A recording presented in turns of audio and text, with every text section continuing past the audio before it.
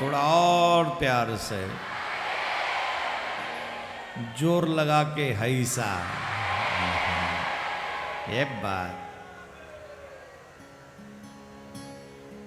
बोरेवली, कांदेवली, लाल बल्ली, पीली बल्ली है, सफेद बल्ली, बल्लियों के बीच में खड़ा हुआ ये पंडाल भागवत सप्ताह ग्राउंड। सप्ताह ग्राउंड में आयोजन ये सुंदर उत्सव, जिसमें 11 लाख पार्थिव शिवलिंग महोत्सव का सुंदर दिव्य भव्य आयोजन चल रहा है। बड़ी अद्भुत ठाकुर की कृपा लीला का दर्शन हम यहाँ पर कर रहे हैं। एक बहुत परम आवश्यक वस्तु है जो शिव जी पर हम हमेशा चढ़ाते हैं। कल का क्रम याद रखना, हमने कहाँ छोड़ा था, वहीं से आपसे पूछेंगे, बाद मत कहना, पहले ये बात सुन ले आप। शिव जी के ऊपर जो वस्तु प्रमुखतः चढ़ाई जाती है जलाभिषेक के बाद,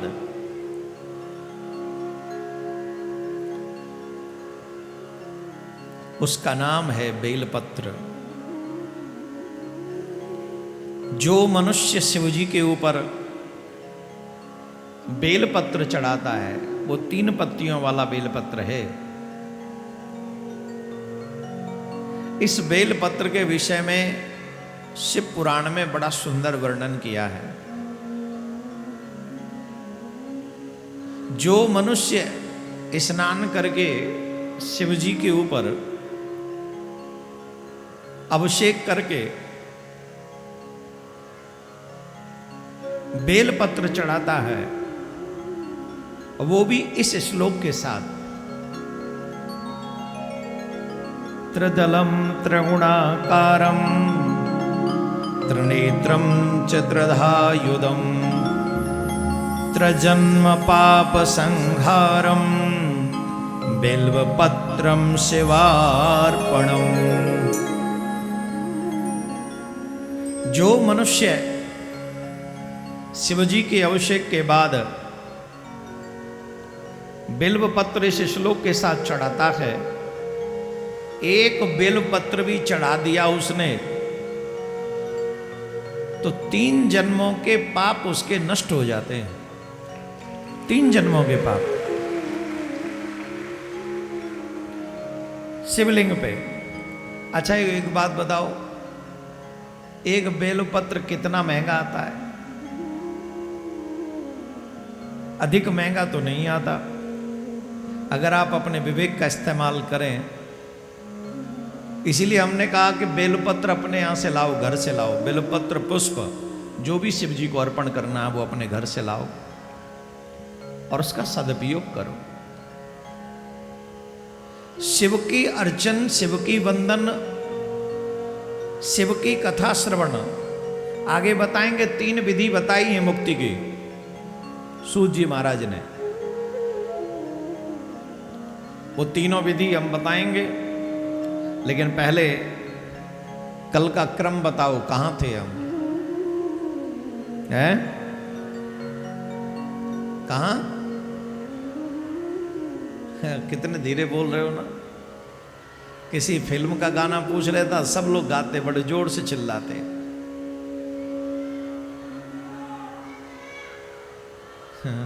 चंचुला, क्या चंचुला? हाँ, मैं समझ गया, आपको याद है। चंचुला ने जब शिव पुराण में ये श्रवण किया विद्वान ब्राह्मण के द्वारा कि जो मनुष्य, स्पेशली वो प्रसंग था स्त्री के लिए तो स्त्री का ही नाम लिया गया, पर वो बात पुरुषों पे भी लागू है, पथभ्रष्ट हो जाते हैं, उसे नरकों में नाना प्रकार की यातनाएं भोगनी पड़ती हैं।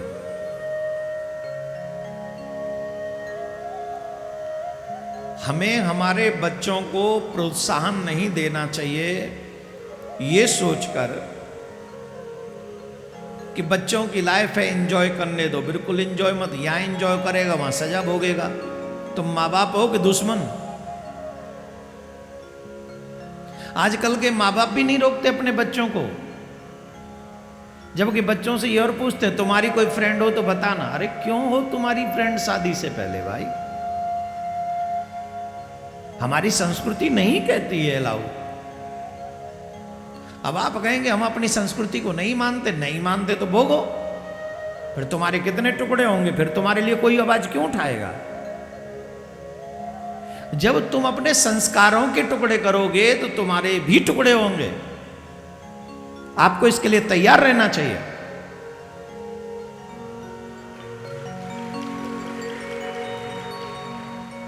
और ये जिम्मेदारी है मां बाप की, वो गुण दे अपने बच्चों को। ये गुण देना चाहिए, सिखाना से, या कर्म बताइए उनको, या करने योग्य हैं और ये करने योग्य नहीं है। वो करने योग्य नहीं है।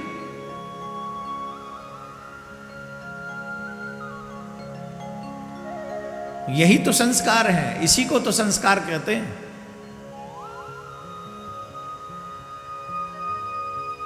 चंचुला ने एक बार कथा सुनी और वो कांप गई। हमने हजारों बार कथा सुन ली, हम लोग कांपने के लिए तैयार नहीं, हम लोग सुधरने के लिए तैयार नहीं।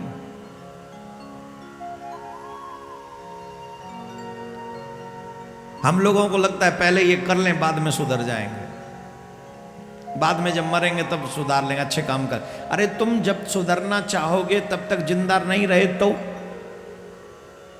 तो इन पापों के बोझ के तले जाओगे कि नहीं जाओगे? ये पाप तुम्हारे सर पे जाएंगे कि नहीं जाएंगे? कौन झेलेगा इन्हें? ये पाप हमारे जीवन को नष्ट कर देंगे, कहीं का नहीं छोड़ेंगे। इसलिए बी केयरफुल। खुद भी इस चीज को अंडरस्टैंड कीजिए और अपने बच्चों को भी इन चीजों को सिखाइए, समझाइए। संस्कार हमारी सबसे बड़ी उपलब्धि है, संस्कार हमारी सबसे बड़ी संपत्ति है। धर्म वही जो वेद में निहित है। सनातनी कौन? जो वेद में बताए हुए मार्ग को एक्सेप्ट करे वो सनातनी, और जो वेद में बताए हुए मार्ग को इग्नोर करके निकल जाए वो सनातनी हो ही नहीं सकता। इसलिए हमें चाहिए हम इस बात को समझ लें कि अगर हम गलत कर्म करेंगे या तो हमें सजा यहीं मिलेगी, अगर यहां नहीं मिली, यहां से बच गए किसी भी तरीके से, तो वहां तो कोई बचत नहीं है, वहां तो मार पड़ेगी ही, वहां तो सजा भोगनी ही पड़ेगी, इसमें कोई संशय नहीं। चंचुला ने यह कथा सुनी और वो कांप गई, अकेले में गई पंडित जी के पास में, और पंडित जी के चरण पकड़कर रोने लगी, महाराज मैं तो मेरा तो जीवन व्यर्थ हो गया, नष्ट हो गया।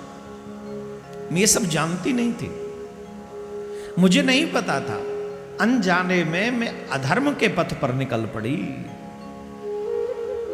पर अधर्म तो अधर्म ही है ना महाराज। हाय हाय यमराज जब मुझे पीटेंगे तो वो मार मैं कैसे सहूंगी, जब वो मेरे ऊपर लोहे का अर्घ डालेंगे तो मैं कैसे बर्दाश्त करूंगी, नाना प्रकार की यातनाएं देंगे तो मैं कैसे बर्दाश्त करूंगी। मैं नहीं सह सकती, मेरे से बर्दाश्त नहीं होगा। महाराज मैं तो लुट गई, मैं तो मर गई, महाराज मुझे बचाओ। प्रामाणिक पौराणिक ब्राह्मण थे। ध्यान से सुनना, इस संसार में तमाम गुरु हैं। पहले तो संसार का बोध कराने वाली माँ गुरु है, फिर पिता गुरु है, फिर अक्षर बोध कराने वाले टीचर्स भी गुरु हैं। ऐसे ही नाना प्रकार के गुरु, कई लोग गाड़ी बनाना सिखा देते, गाड़ी चलाना सिखा देते, कोई घर बनाना, नाना प्रकार के गुरु मिलते हैं हमें। ये सब गुरु का ही दर्जा है, लेकिन इन सब में श्रेष्ठ गुरु है जो हमें पुराणिक ज्ञान देता है, जो हमें ईश्वर और आत्मा के संदर्भ में पहचान कराता। वो पुराणिक गुरु जो है वो श्रेष्ठ गुरु माना गया है सनातन में, जो पुराणों के माध्यम से हमारे ज्ञान को जागृत कर दे। तो ये पुराणिक गुरु थे। इन्होंने कहा सुनो, रोने की आवश्यकता नहीं, तुम बहुत अच्छी हो, जानती हो इस संसार में सभी पापों का सबसे बड़ा प्रायश्चित जानती हो क्या है? क्या है महाराज? बोले सबसे बड़ा प्रायश्चित है उस पर दुख रखना, उसे ये मान लेना कि अपराध मुझसे हुआ है। देखो इस संसार में ऐसे तमाम लोग हैं जो गुनाह करते हैं, गलती करते हैं, पाप करते हैं, एक्सेप्ट नहीं करते। करते हैं? पूछो, अपने आप से पूछो, करते हैं? सीना ठोक के मना कर देते ना, हमने किया ही नहीं। एक अपराध किया, अपराध करके, दूसरा अपराध किया उसे डिनाई करके।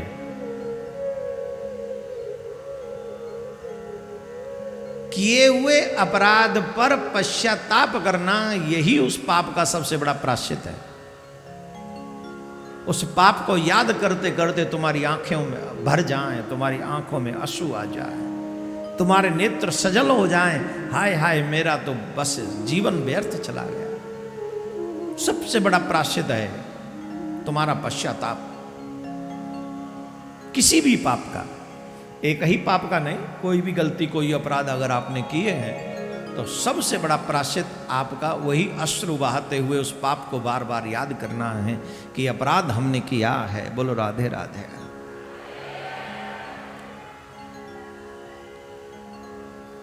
कहते हैं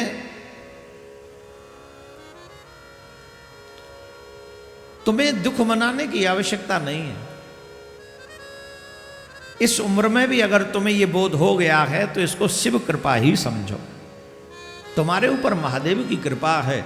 अगर महादेव की कृपा नहीं होती तो तुम इस तरह से यहां पहुंचती ही नहीं। और यही बात मैं आप सब लोगों के लिए कह रहा हूं जो यहां पर बैठे हैं। मुझे नहीं पता कितने धनवान हो तुम, मुझे नहीं पता कितने बिजी हो तुम, मुझे नहीं पता कितने अच्छे हो तुम, मुझे नहीं पता कितने बुरे हो तुम, लेकिन एक बात जानता हूं, आज मेरे शिव के प्यारे हो तुम, आज मेरे शिव के प्यारे हो तुम। अगर शिव ने कृपा न की होती, प्रिया कांजू ने कृपा न की होती तो तुम यहां ना बैठे होते, तुम यहां ना बैठे होते, तुम कहीं और होते, जैसे और हैं लोग।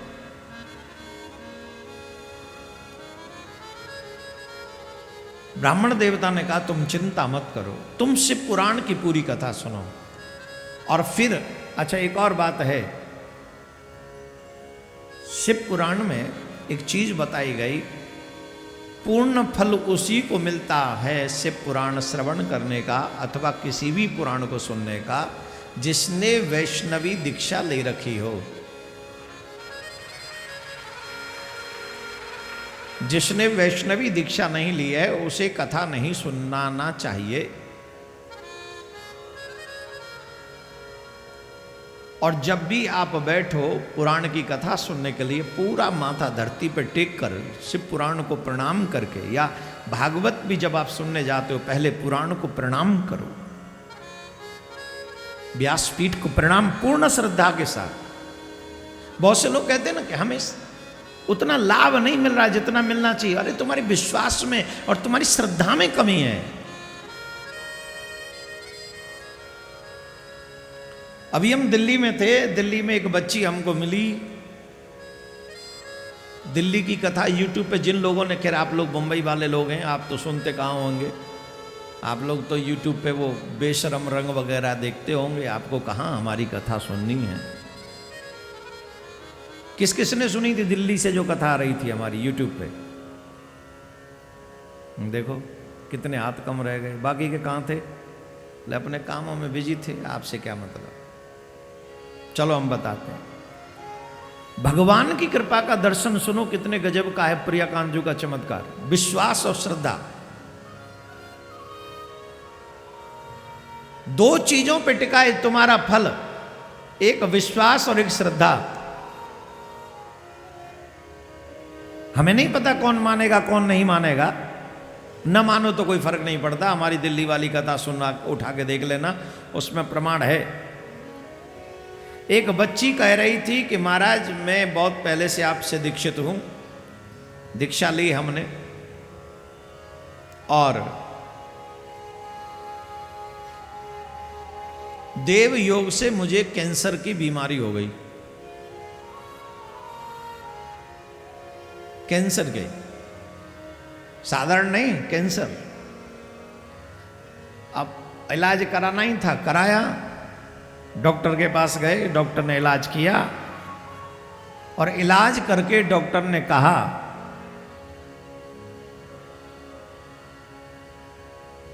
संभव है दोबारा हो जाए।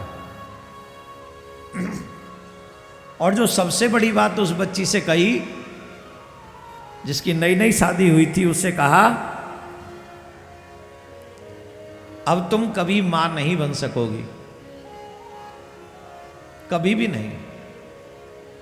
अब जिसकी नई नई शादी हुई हो, अचानक से उससे कोई कह दे तुम अब कभी मां नहीं बन सकोगी, उस पर क्या बीतेगी। उस बच्ची की मां ने कहा तू चिंता मत कर, डॉक्टर ही लोग तो हैं, इनके ऊपर भी तो कोई है, भगवान। हम प्रिया कांजू के यहाँ चलेंगे, अपने गुरुजी के यहाँ चलेंगे, निश्चित कोई न कोई मार्ग हमारे प्रिया कांजू हमारे लिए खोलेंगे।